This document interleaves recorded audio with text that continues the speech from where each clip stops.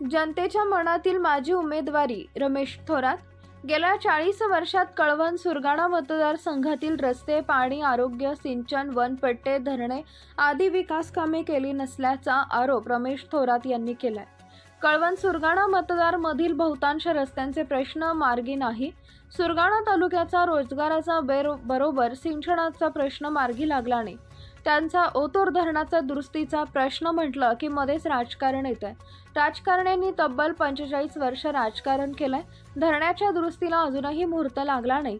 मात्र निवडणुका आल्या की ओतूर धरणाचा दुरुस्तीचा प्रश्न महत्त्वाचा वाटत असतो। मते पदरात पाडून घेतली। लोकप्रतिनिधी याकडे फिरून सुद्धा पाहत नसल्याची खंत इच्छुक उमेदवार उमेश थोरात यांनी व्यक्त केली आहे।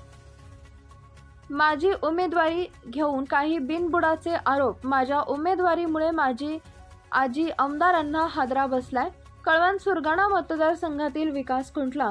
सुरगाणा तालुक्यात 1000 कोटींचे कामे सत्ताधारी आमदारांनी कागदावरच केली, प्रत्यक्षात कामं दिसली। सत्ताधारी आमदारांनी 1000 कोटींचं कामं केल्याचा दावा केला जातोय, मात्र प्रत्यक्षात मात्र रस्ते, आरोग्य, पाणी, वीज आदी प्रश्न मार्गी लागले नाहीत। आजी माजी आमदारांनी 35 वर्षात विकास कामं केली नाही। सत्ताधारी आमदारांवर रमेश थोरातच गंभीर आरोप।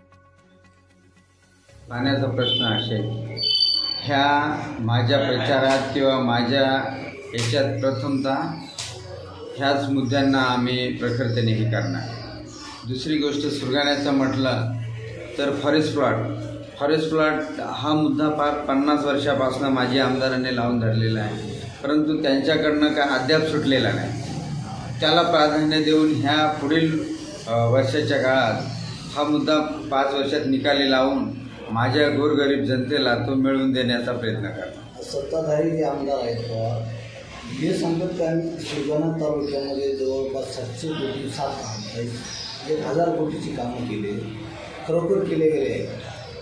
आता त्याचा ते म्हणत असतील, भाषणात म्हणत असतील, परंतु सुरगाण्यामध्ये त्याचा कुठेही आणखी काही दिसलेलं नाही। ते कागदावरच कामं आहेत, प्रत्यक्षात कुठं झालेलेच नाही कामं। आत्तापर्यंत ते भाषणामध्ये बोलायलाच झालेलं आहे।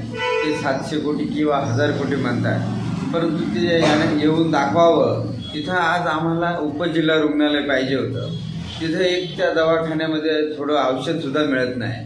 ही व्यवस्था झाली पाहिजे। तिथं रुग्णाला काही अडीअडचणी अनेक आहे। आमचा माणूस फार नाशिकला पाठवतो, साधी ॲम्ब्युलन्स नाही, तिथं एखादी दवाखान्याची सोय नाही। तर हे 700 कोटी 1000 कोटी गेले कुठं?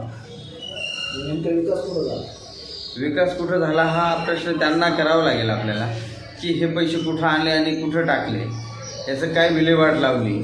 रस्ते सुरगाण्याचे बघा, पूर्ण खड्ड्यात रस्त्यात खड्डा हेच कळत नाही। मग रस्ते नाही, दवाखाने नाही, ही डोळ्यासमोर दिसलेली प्रश्न आहे। पाण्याचा प्रश्न सुटलेला नाही, सिंचन नाही, आमचे स्थलांतरित लोक झाले।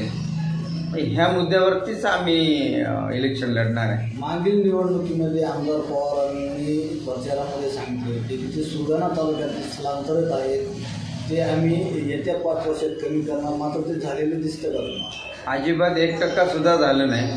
उलट आमच्या सुरगाणा तालुक्यात ती परिस्थिती दुप्पट झाली, जास्त स्थलांतर वाढू राहिलं। पोरांचं शिक्षण बुडतं, आई वडील घेऊन मुलांना तिकडे इथं कोणी ठेवायला हे नाही म्हणून घेऊन जातात। स्थलांतर दुपटीने वाढलेलं आहे। त्यांच्याकडून कोणताही मुद्दा सुटलेला नाही। साध्या लोकांना आता प्यायला पाणी नाही, असे हे अनेक प्रश्न, आणि हे कोणतेही आजी माझी आमदारांनी केलं नाही। म्हणूनच आम्ही नवीन उमेदवार लोकांना पाहिजे, म्हणून आमच्या नावाला पसंती आहे आणि म्हणून आम्ही जोरदार प्रयत्न करू राहिलो। श्रीभुवन धरणाचं काम कुठे केलं आहे? श्रीभुवन धरणाचं आताशी सुरुवात झालेली आहे, परंतु तिथं कामाची काहीही प्रगती नाही। थोडासा एक खड्डा उकरून ठेवला, पाऊस चालू व्हायच्या आधी परत बुजून गेला। ते वेळोवेळी येऊन बघून जातात, परंतु अद्याप त्याच्यात काही सुद्धा प्रगती नाही झालेली। आणि मतदारसंघात ही चर्चा आहे आजी माझी आमदारांकडून, हे तुम्ही ती उमेदवारी करतायत, ही सुपारी देऊन करतायत। मला हेच म्हणायचं आहे की आमच्या उमेदवारीमुळं दोघांना आजी माझी आमदारांना मोठा हादरा बसलेला आहे। कारण तरुण पिढी ही आमच्या मागे आहे. ज्येष्ठ लोकही म्हणतात की यांना दोघांच्या कुटुंबात 7-7 पंचवार्षिक आमदारक्या दिलेल्या आहेत आणि परत परत हे घराणेशाहीच पुढं चालवतात. शेवटपर्यंत कोणाला जागा देणार नाही, विकास नाही. आणि म्हणून आम्हाला जनतेने कॉल केला आहे की तुम्ही उभं राहावं आणि जनतेच्या आग्रह खातर आम्ही उमेदवारी करतोय.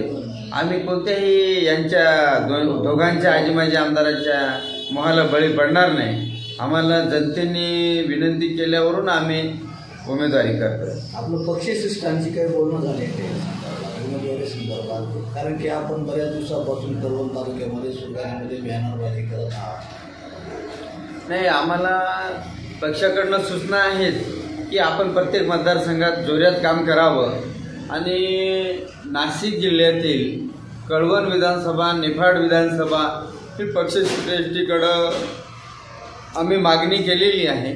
त्याच्यावरती पक्षाचं उत्तर आहे की तुम्ही मतदारसंघात जोरात काम करा, आपण निर्णय घेणार आहोत आणि त्या आशेवरती आम्ही काम करत आहोत. जर आपल्याला ऐन वेळेस उमेदवारी देण्यात आलेली नाही तर आपण काय करणार? नाही, उमेदवारी आम्ही करणारच, परंतु आम्ही पक्षाची वाट बघणार. पक्षश्रेष्ठींनी दिलेला शब्द की आपण वेळेत आपण ह्या जागा आपण पक्षाला भाजपला सोडून घेणार आणि त्या दृष्टीने आम्ही तर काम करणारच आहे मतदारसंघात आणि समाजात काम करतच राहणार. परंतु पक्षाने जर काही वेगळा निर्णय घेतला तर आम्ही सर्व मतदारसंघातील कार्यकर्ते एकत्र करून काय निर्णय घ्यायचा तो घेऊ. मागील पंचवार्षिकला देखील आपण तयारी केली होती, मात्र आपण त्यावेळेस उमेदवारी पण केली नाही, अर्ज पण टाकला नाही आणि प्रचाराला पण सुरुवात केली नाही. मागच्या पंचवार्षिकला आम्ही उमेदवारी करू, परंतु ह्या दोघं मातबर याच्यामुळं माझं काम कमी दिसत होतं मला, म्हणून थोडंसं आपण थांबलेलं बरं. की परत त्यावेळेस आम्ही थांबलो आणि त्याच दुसऱ्या दिवसापासून मतदारसंघात जोरात काम केलं. आज लोकांचा आग्रह आहे की आपण कोणत्याही परिस्थितीत नवीन चेहऱ्याला प्राधान्य देऊ आणि तुम्ही काम करणारे आहेत समाजामध्ये, आम्ही तेवढं काम उभं केलं आहे मतदारसंघात. त्या दृष्टीने आम्हाला ह्यावेळेस लोकांची पसंती राहील. आपण सुरगाणामध्ये नगरसेवक आपण ज्या क्षेत्रामधून निवडून आलेलो आहोत, आपण आपल्या क्षेत्रामध्ये कोणकोणते विकास कामं केलेले आहेत? आपण आपल्या मतदारसंघात लोकांना स्वतः मी वैयक्तिक पाण्याची व्यवस्था केलेली आहे. बोरवेल वगैरे काढून लोकांना पाणी दिलेलं आहे, रस्ते केलेत आणि त्यांचे लहान सहान प्रश्न असतील, रेशन कार्डचे असतील किंवा इतर शाळेचे असतील, हे सामाजिक काम करतो. आरोग्याच्या माध्यमातून वेळोवेळी त्या लोकांशी संपर्कात असतो.